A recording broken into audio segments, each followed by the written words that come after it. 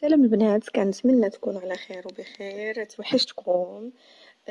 كيف ما كتعرفوا طولت عليكم واحد الغيبه شي شويه لان كانوا عندي ضيوف وما قدرتش ندير لكم شي فيديو في اليوتيوب، واخا انني صورت بعض الفيديوهات لكن ما قدرتش ندير لها المونتاج لان المونتاج كيف ما كتعرفوا كياخذ وقت طويل، ساعات طوال باش ديروا المونتاج وكذلك تحميل الفيديو على اليوتيوب. لهذا ما قدرتش ندير حتى شي حاجه. فقط يعني خديت وقتي الكافي باش نستقبل الضيوف ديالي ونهتم بهم ونعطيهم وقتهم، لان انا من النوع اللي كنبغي يعني نعطي وقتي كامل للضيوف ديالي، ماشي نبقى منشغله عليهم باشياء اخرى. دونك هذا الفيديو هذا البنات غادي نبدا فيه التحضيرات اللي درت يعني قبل ما يجيو عندي ضيوف. غادي تشوفوا معايا شنو درت، شنو الحويجات اللي وجدت، وان شاء الله في الفيديوهات القادمه غادي نتقاسم معكم هذه العراضه هذه مع الضيوف ديالي، يعني كل شيء بالتفاصيل الممله نزولا عند رغبتكم. اول حاجه غادي نبدا بها من قبل تحضير بعض الحلويات البسيطه اللي ما غاديش تاخذ ليا وقت، غير هكذا باش نزين الطبله ديالي فاش نحط الكوتي ولا في الفطور. دابا البنات هانتوما كيف ما كتشوفوا معايا غادي نصوب هاد غريبه د البهله كيف ما كنت درت هذاك المره، غادي نعاود دابا نديرها. صراحه كتجي زوينه وصافي وكتجي هشيشه ولذيذه بزاف، سواء شربتوها مع القهوه ولا اتاي والدراري وكلشي زعما بغاها. داكشي علاش غادي نعاودها. المهم هنا راه درت المقادير، درت اللوز ها هو نتوما كيف كتشوفوا اللوز مطحون، هنا الزنجلان ها هو الزنجلان مطحون مع شويه ما مطحونش. صافي السكر هو لتحت راني حيت ما غنحط زعما ما غنحط لكمش المقادير بالضبط لان ديجا درتها لكم في الفيديو. هنا درت السكر سنيده وواحد القبيصه د الملح والقرفه، وهاد المره هذه ضفت واحد شويه ديال النافع دقيته مزيان ولا طحنته هنايا هما كيف كتشوفوا مازال عاد طحنته هنا مزيان وصفيته. درت يعني حيت منه داكشي اللي ثقيل خليت غير باش يعطيني نسمه زوينه.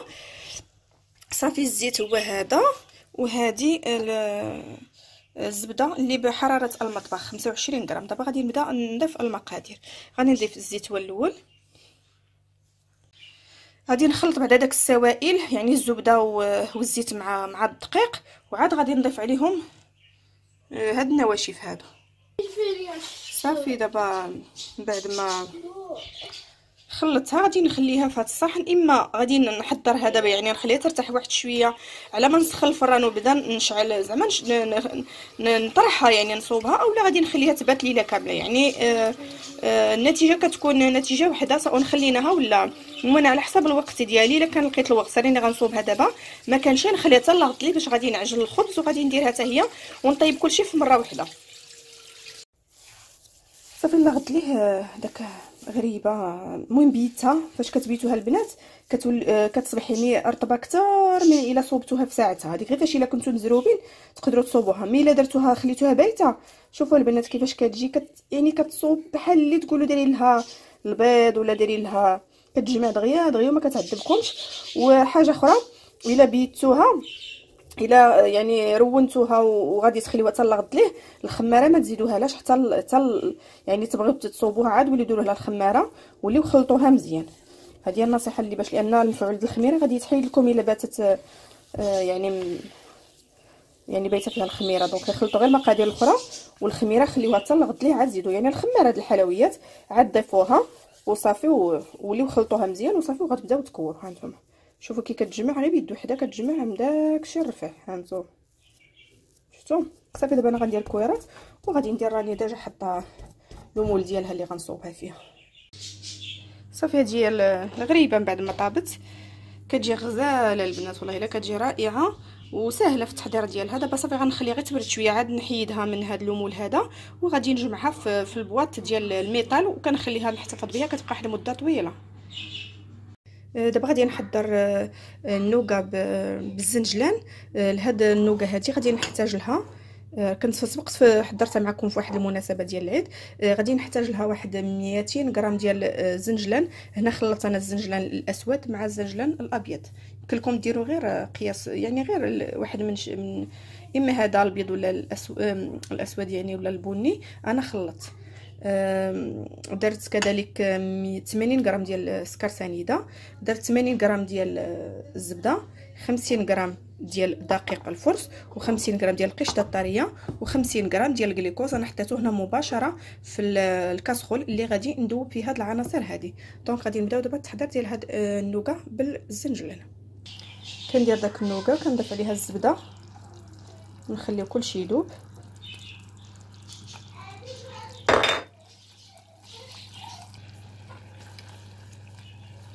نبقى هكا مع التحريك.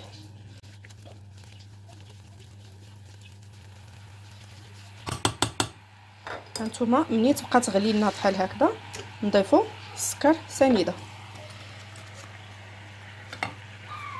ونخلطو كذلك.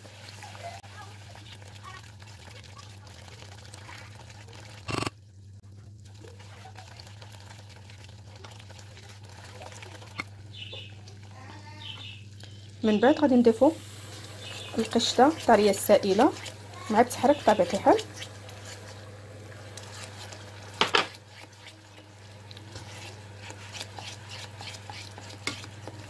هنا كنحركو.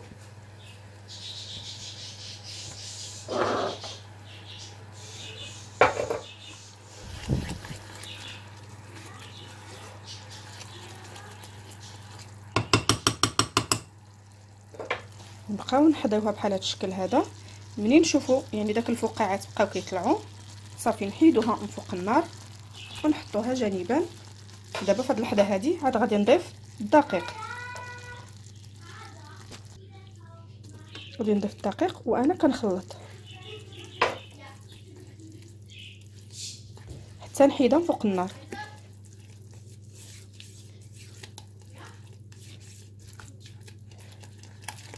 نخلط مزيان مزيان باش ما يبقاوليش داك الحبيبات ديال الدقيق.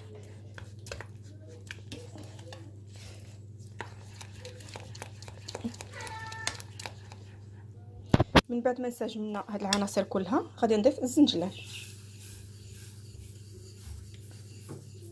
الزنجلان وانا كنخلط. عفوا زلات.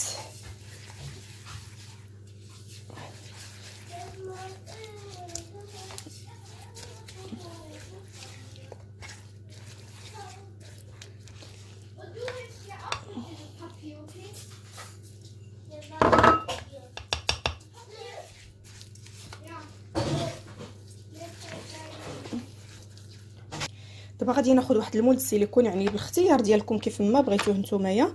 انا خديت هذا اللي جا على هذا الشكل هذا. المهم نتوما عندكم الاختيار، اي مول بغيتو ديروه. غادي ناخذ واحد القليل هكذا، ملعقه صغيره ما كاملاش، وغادي نبقى نوضعها بحال هذا الشكل هكا بحال هكا، ونحاول نقادها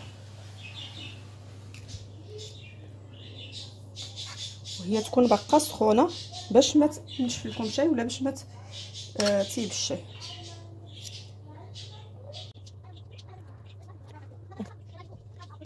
صافي من بعد ما عمرت هاد اللومول هذا السيليكون غادي ندخلو الفران. يكون مسخن على الحراره درجه حراره 180. غادي نخليه واحد 10 دقائق حتى ل 15 دقيقه، يعني ما خصنا نحضرهم باش هكذا ما يتحرقوناش. وهذا درتو في هاد النجيمات بحال هاد الشكل هذا، وبقى لي واحد شويه درتو هنايا. هذا غير بقى زايد ما بغيتش نلوحو ودرتو هنايا. صافي دابا انا ذوبت الشوكولا يعني في حمام مريم، و يعني داك النوغا بالزنجلان هي هذه نتوما كيف ما كتشوفوا، يعني كديمولا دغيا دغيا. ها نتوما باش تشوفوا كيفاش كتجي زوينه. صافي غادي نردها اللومول ديالها، وغادي غادي نخوي عليها داك الشوكولا اللي حضرنا.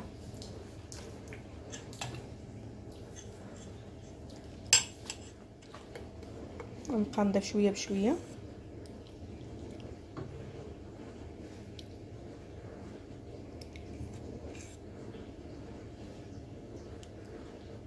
هكا نحاول ونقادها.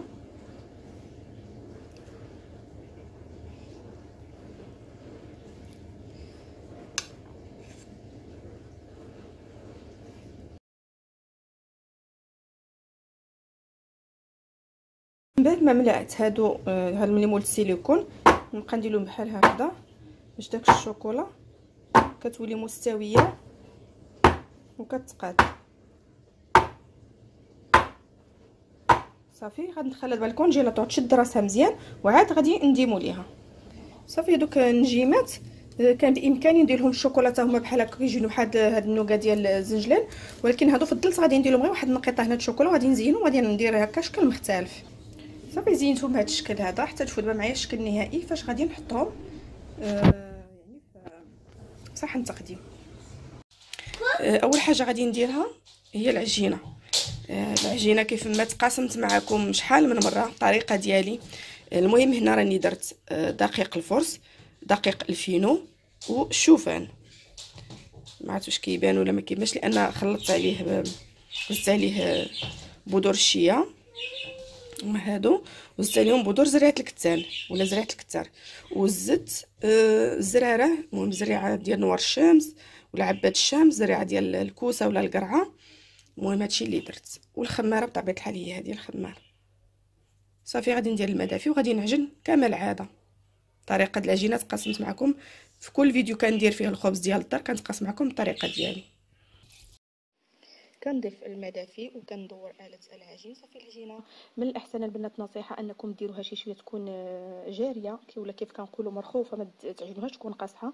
يعني من الاول ديروا لها الماء الكافي باش تعجنوها. صافي ومنين يعني يتجمع لكم الخليط خليوه يخمر واحد شويه. خليته هكذا واحد القسمين غير على ما العجين تضاعف، وليت عاوتاني دورت آلة العجين ولا كنتو كتعجنوا بيدكم عاوتاني تخرجوا من هذاك الهواء. وصافي غادي نبقى دابا ندير كريسات. درت كريسات صغيورين بحال هذوك اللي كيتباعوا في المحلات يعني ولا المخبازات. صافي وزينتهم كل وحده باش زينتها كندهن الوجه ديالها بالماء وكندير هكذا الزرارع اللي عندي. البعض درت لهم بذور الشيا والبعض درت لهم الزريعه ديال عباد الشمس اولا نوار الشمس وداك الخليط اللي عندي، والبعض الاخر درت له الشوفان. وكنخليهم كذلك كنغطيهم ونحطهم في واحد المكان اللي هو دافئ ونغطيهم غطيوه دافيه وكنخليهم يخمروا المره الثانيه، ومن بعد صافي غادي نطيبهم. هانتوما البنات الخبز كيفاش جا زوين زوين زوين بزاف، وشوفوا شحال رطب. كيف قلت لكم دائما نصائح باش يجيكم زعما الخبيز زوين. هنا درت غير خبيزات صغار، شوفوا شحال رطب باقي سخان. دائما تخمروا يعني العجينه جوج مرات، في الاول تخمروها واحد شويه وعاودوا دلكوها، يعني غير دوروها في الماكينه بواحد طريقه سريعه وتقرصوها وتخليوها تخمر واحد شويه وعاد يعني وعاد طيبوها. كتجي غزال الخبز. من بين الأشياء اللي كنهتم بها كذلك عند استقبال الضيوف هي نظافة البيت. نظافة البيت اللي هي ضرورية سواء كنا بوحديتنا سواء كنا غادي نستقبلوا ضيوف، ولكن إلا كان غادي يجي ضيوف كتكون يعني الأمر شوية يعني الاهتمام كيكون أكثر وأكبر. من أول حوايج اللي كنديرهم كنمسح الزجاج، أي زجاج عندي ديال النوافذ كنحاول نمسحو. كنمسح كذلك المرايات كلها اللي عندي في المنزل كله، بالإضافة إلى مسح الغبار وترتيب يعني مسح الديكورات وكل شيء، يعني اي حاجه نهتموا بها يعني ادق التفاصيل. وكذلك ما نساوش السقف، لان بعض المرات كنضفوا الارضيه وكنضفوا كل شيء اللي كيبان حدانا، ولكن السقف كنساوه. بعض المرات كتكون داك الخيوط ديال العنكبوت ولا شي حاجه عندنا في السقف وما كنشوفوهاش، ولكن الضيوف بعض المرات كينتبهوا ليها. لان خذوا غير انفسكم نتوما فاش كتمشيو عند الضياف راه ضروري كتبقاو تشوفوا في السقف وكتشوفوا في التريات. بعض المرات كتكون داك التريه فيها داك الخيوط ولا داك الغبار، يعني نحاولوا نضفوا يعني ادق التفاصيل. هذه هي طريقتي يعني فاش كيبغيو يجيو عندي ضيوف، هذه طريقتي في التنظيف. الا بغيتو يعني ادق التفاصيل كيفاش كننظف الحمام ديالي، كيفاش كننظف يعني اي حاجه فاش كيبغيو يجيو عندي ضيوف، معكم غير تخليوها لي في لي كومونتير، والا شفت يعني كم كبير اللي باغيين هذا الموضوع هذا غنديرها لكم ان شاء الله في فيديو مفصل في الفيديوهات القادمه. دونك غادي نمسح كل شيء، غادي راكم عارفين مسح الارضيه، ترتيب غرفه الجلوس، كذلك المطبخ حتى يكون عندنا نظيف، لان من بعد ما غاديش يكون عندنا وقت للتنظيف فقط باش نديرو الاكل ونهتموا شويه بالضيوف ديالنا ونجلسوا معاهم. المهم هذه الاشياء المهمه اللي كنديرها من قبل. كذلك من بين الاشياء اللي غادي نهتم بها كذلك الضيوف، لان الا كانوا غادي يجلسوا عندكم يعني واحد الفتره، ضروري تهتموا المكان فين غادي يعني غادي يبقاو يباتوا وياخذوا راحتهم. المهم انايا غادي هنا غادي نفرش لهم الغرفه اللي غادي ينعسوا فيها. هنايا عندي هاد لي كويت هادو، ولا لا اوستو كويت عندي هادو باقيين جداد، يعني خليتهم خصيصا زعما الا جاو عندي هكذا ضيوف ما بغيتش يعني نديرهم داك الاشياء اللي هكذا عندي ديجا مستعمله، واخا جديده ومصبنه ونقيه، ولكن كنبغي يعني نعطي واحد الاشياء اللي زوينه كنبغي نعطيها للضيوف ديالي. المهم هنا جبت لي كويت اللي ما كنستعملش، هادو مخليهم خصيصا للضيوف. جبت لي لي كويت والمخدات هما هادو شاريهم يعني غير زاف، يعني غير مخبعاهم في هذاك لومبالاج ديالهم، كنخليهم فقط الا جاو عندي ضيوف. هنايا صافي جبت لاوستو كويت وخشيت فيها لا كويت يعني خشيت لا كويت في لاوستو كويت. المهم صافي وفرشت يعني الغرفه بطبيعه الحال من بعد ما تنظفات وتنقات من السقف ومن الارض ومن كل شيء، وصافي فرشتها وقديتها وحطيت البيجامه يعني للضيفه ديالي. حطيت لها انا دائما عندي عاده كتجي عندي شي ضيفه ولا هذا كنوجد لها ما تلبس، واخا انا عارفه غتجيب حويجاتها، ولكن يعني من باب الاهتمام وجدت لها البيجامه ديالها اللي غتلبس، اختاريت لها هذا اللون هذا، واختاريت لها كذلك بونطوفل هكا باش تديرها في رجليها فاش تبغي تمشى ولا تحرك في الدار. صافي هادشي اللي وجدت بطبيعة الحال. حطيت السجادة هكذا إلا بغاو يصليو، وسميتو والتعطير ديال الغرفة بطبيعة الحال درت واحد العطر اللي هو خفيف وزوين هكذا، ما كيعطي واحد الرائحة يعني ديال النظافة، واحد الريحة ديال منعشة. رشيت هكا غرفة النوم والفراش والسجادة وكل شيء، وصافي وكانت الغرفة جاهزة باش يجيو الضيوف، يعني مستقبل الضيوف ديالي فيها. وصافي هكذا غادي نكون فقط كملت يعني التحضيرات المسبقه. غادي يبقى لي ان شاء الله الغد اللي غادي يجيو عندي الضيوف، فقط غادي نبدا نحضر الاكل، وغادي يكون المنزل ديالي نظيف يعني 100%. كنتمنى البنات هاد الافكار هذه تكون فاتكم، وكنتمنى الفيديو ينال اعجابكم، وبطبيعه الحال الا عجبتكم القناه ما عليكم غير تشاركوا الا كنتوا اول مره كتشوفوا الفيديو ديالي. وبالنسبه للبنات القدامات كنقول لكم شكرا على التعليق ديالكم اللي كتخليو لي تقاسموا معايا حتى نتوما الافكار ديالكم في استقبال الضيوف ديالكم. كنضربكم موعد الى فيديو قادم، موضوع جديد، فكره جديده، وتبقاو على خير.